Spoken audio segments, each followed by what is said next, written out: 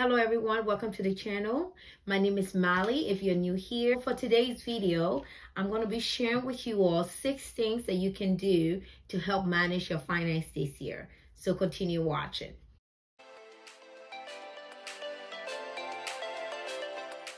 As promised, here are the 6 things that you can do to help manage your finance this year. So for number 1, I would say you need to understand the current state of your finance. And what I mean about this is that you need to know what you have currently as far as financially. And then secondly, you also need to know where you are in your financial journey. Because I think these 2 things, knowing what you have currently and then seeing where you are in your financial journey, definitely can help you better understand your current financial state.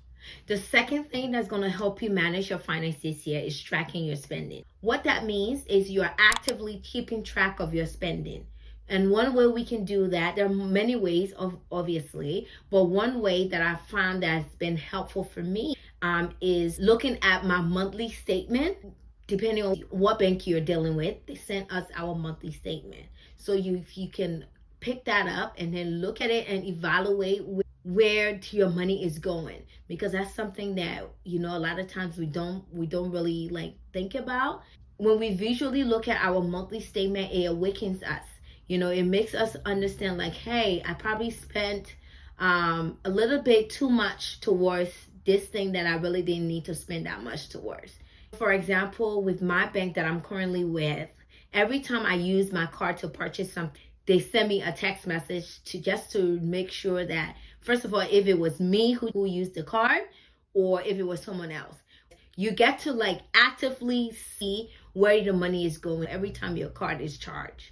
So that's where the second point comes in, as far as for managing your money this year. The third thing that I believe that's going to help manage our finance this year is creating a budget. And I know a lot of people literally mentally zoom out, but hear me out. I think creating a monthly budget is something that we all should really consider, even though sometimes we think it's a form of restriction. But when you really think about it, when you are budgeting, you are allocating your funds to something specific. So the fourth thing that's going to help us manage our finance this year is not spending on unnecessary things. And to be honest with that, is differs for people, because what I would consider unnecessary could be necessary for another person. So definitely you need to evaluate your personal situation, whatever it is that you think is necessary. Go ahead and I would tell you, go ahead and spend your money on that. But things that within yourself that is unnecessary, I don't think, we should be spending our hard-earned money on buying unnecessary things. For example, if you work part-time, you're working, let's say, 4 hours a day for that money. So think about the work that you have to put in for that money that you're about to, spend on something that you really don't need. For me, what I do whenever it comes to purchase, honest to God truth, I am always buying things that I need first. I really don't spend money on buying unnecessary things, because I just really think about what if I had to put in other to get that money that I have, and I kind of feel probably because I think that way, so that kind of prevents me from just lavishing my money just because I have, funds. Like I said, unnecessary things can be totally different for everyone. So that's just my personal, conviction. Don't like to waste my hard-earned cash just because I have, money. And then fifth thing that's going to help you this year manage your money, I will say, is putting a strategy together to pay off your debt and also staying out of debt. And I mean, obviously, I know we live in a society where accumulating debt is literally a norm. I get it, because you hear on the news, if you don't have a good credit, You won't be able to purchase this. You won't be able to buy a house. You won't be able to buy a car. And, you know, what they're saying, I see some reasons in that. However, I feel like if you do not have a strategy as far as how to approach debt, you can get like literally sunk into that rabbit hole. And that's a rabbit hole that, you know, I don't see myself getting in.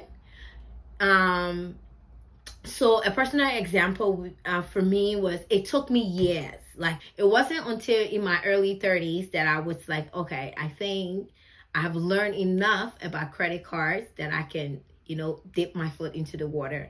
And did I go and get a whole like 13 credit cards? No. I took one credit card, and that one credit card has been with me from that point up to today's day. You know, do I get tempted with the other offers of credit cards that do come? Obviously, yeah, I do get tempted, you know, but at the same time, financial part of my brain is actively telling me like the good and the bad of my credit card, you know. So I kind of feel like that probably have sort of prevented me from getting more credit cards. And even with the current credit card that I have, right, I'm like actively paying it off. Every time I charge my card, I'm actively paying it off. I'm not sitting there and saying I have to max out my credit cards up to the amount that's on there for me to stop paying it off little by little. Literally, if I buy something that was $13.99, as soon as that goes through, the next time I'm supposed to pay my bill, I'm like paying everything up, because I'm just not, you know, I'm just not secure to the point where I want to accumulate so much debt over my head. I believe that managing our finance this year is so critical, and credit card is the one thing that have literally crippled a lot of us. You know, a lot of us have been crippled by credit card just because of the flashiness of it, the interest that they give us. You know, sometimes it's 0%, no interest for a year, for 2 years, and you're like, okay, I can get on that. But that's just the marketing strategy to get you sucked into this rabbit hole. You're not careful, you get sucked into that, and then that just literally, you continue to go and go and go and go, and then down the line you're like, oh my God, I have $20,000 of credit card debt. Yes, those of you who do have like let's say 20 or 30 or even $10,000 credit card debt, I think that putting together a strategy is so necessary. It will help you manage your finance this year. The last thing that's going to help us this year to manage our finance is for us to prepare for our future. And I know that is another thing that can be scary for people, thinking like, oh, this adult life, I have to stop saving up money. Are you serious? Why can't I just, you know, enjoy my life? But when you think about it, you have to make maximum use of the strength that you have right now, right? So if you're in your early 20s, you are vibrant. You are able to, like, if you want to have like 3 jobs, you are able to do that if your schedule permits that. If you're in your 30s, you're able to, you're able to have a career, a side hustle, and everything else. But once you get to a certain age, guys, once you get, let's say you get in your 50s, sometimes when people are even in their 40s, they barely can do anything for themselves, you know. Sometimes that's the situation. So preparing at this moment that you have, that you're able to, you're able to keep multiple jobs if you want. You're able to, use your brain to create side hustles. This is the time to do that. This is the time for us as millennials, to prepare ourselves for our future, And for those of us that are working in corporate America, I mean, there are so many opportunities because a lot of the companies that we do work for, if you do live in the state, are offering 401k, And 401k, I kind of feel like is one of the benefit of working in corporate America, especially if the company that you work for, if they are putting additional percentage towards what you're saving, that I just think is amazing, And so if you are working in corporate America and if your company are offering a 401k plan, I would tell you, whether you are 19, you are 20, you are in your 30s, you are in your whatever age you are, because as far as preparing for your future, it's never too early or it's never too late. You can start even today. If you make up your mind and say, you know what, I'm going to start preparing for my future today, you can start that plan. Yeah, we do have the Social Security, but at the same time, I'm like, I don't know. I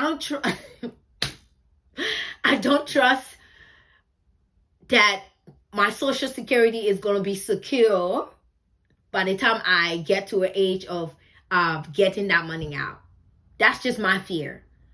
I don't know why I have that fear, but that's my fear. That's my fear. So I'm not leaving the security of my future over to the government. I'm not doing that. I'm literally taking it and putting it in my own hands and like saying what I need to do personally to secure my future. And I think that one way that we can do that is creating a 401k for those who work in the States. And even if your company doesn't offer a 401k, I would say opening a personal Roth IRA or a RA account.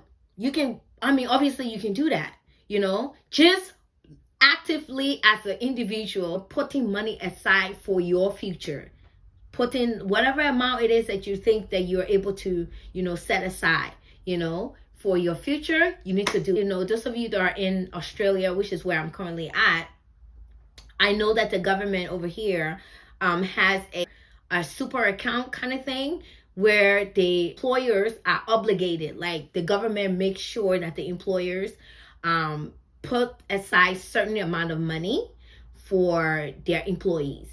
But again, it's almost like the Social Security. But however, the same way how I feel about, the Social Security thing is the same way I feel about the super account.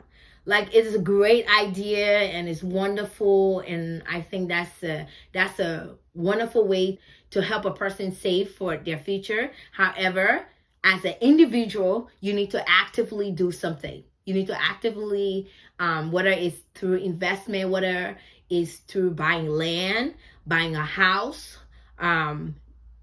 whatever you can do to prepare yourself for your future. So, yeah, so those are just the 6 things I wanted to share with you guys today that I really think that if we are actively doing these things, is going to help us manage our finance properly, this year. So I hope this video was an encouragement to you today.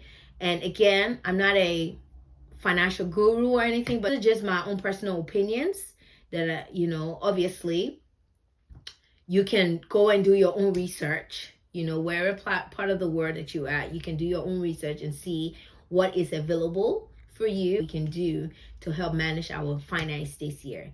So I know the year just started, and believe it, like literally we are in February. Like a few weeks ago we were in January, and now we're in I think this is like the 2nd week of February, I believe. And yeah, so just think about it, like how fast this year is gonna go. So I just think now, preparing ourselves now, putting all of the strategies together now in the early part of the year is so much crucial. So those are the things I wanted to share with you guys today. I hope that you were encouraged or motivated or inspired by today's topic. It's so, as always, this is a family kind of thing. So you are more than welcome to put your comments down, what you feel about the topic, what you thought that was very interesting, if you learned anything from it, what your experience have been, as far as when it comes to money management and stuff. So definitely your suggestions, your comments, I definitely welcome. So yeah, as always, don't forget to like, don't forget to subscribe, don't forget to share this video, and also don't forget to turn on your notification for future videos on here. This is a environment for growth, and I'm sure you are learning something from me, and I'm also learning something from this whole, social media environment. So yeah, thank you so much for your time. Thank you so much for your love, and I will talk to you guys soon. All right, bye for now.